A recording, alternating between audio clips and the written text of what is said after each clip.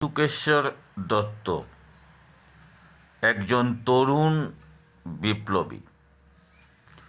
এক কারাগার থেকে অন্য কারাগারে তাকে স্থানান্তরিত করা হয় বিভিন্ন কারণে।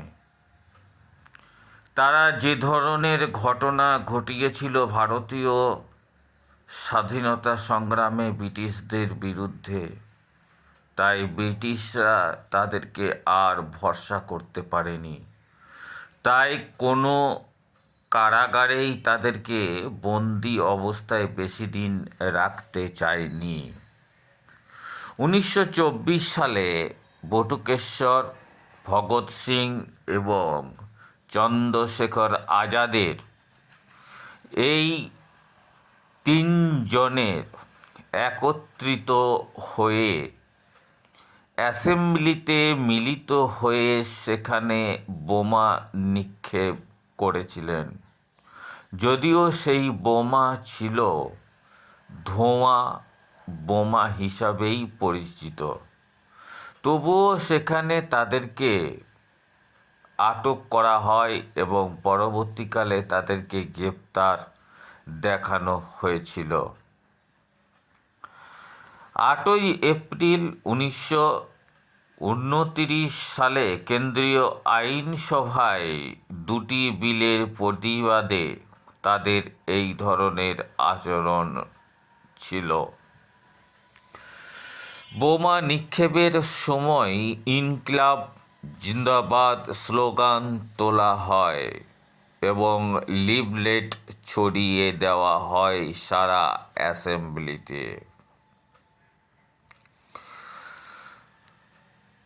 সাহসী ব্যক্তিরা আত্মসমর্পণের সিদ্ধান্ত নেন যাতে অন্যান্য বিপ্লবীদের ভারতীয় স্বাধীনতা সংগ্রামের অবদান রাখতে অনুপ্রাণিত হয়।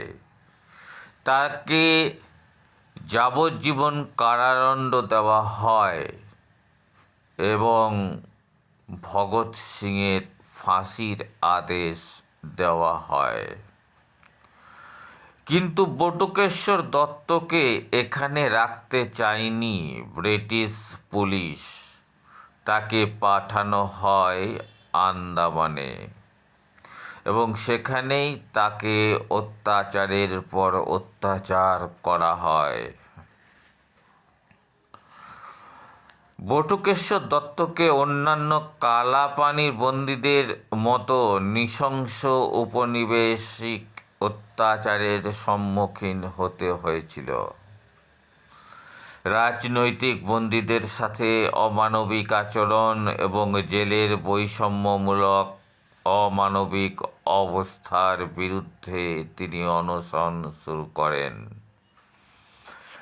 তাকে বিভিন্ন রকমের বিষ প্রয়োগ করে ব্রিটিশ সরকার। এমনই এক কথা শোনা গিয়েছিল বহুদিন আগে, তবে এই ব্যাপারটি কতটা সত্য তা নিয়েও কিন্তু একটা প্রশ্নচিহ্ন রয়ে যায়। তিনি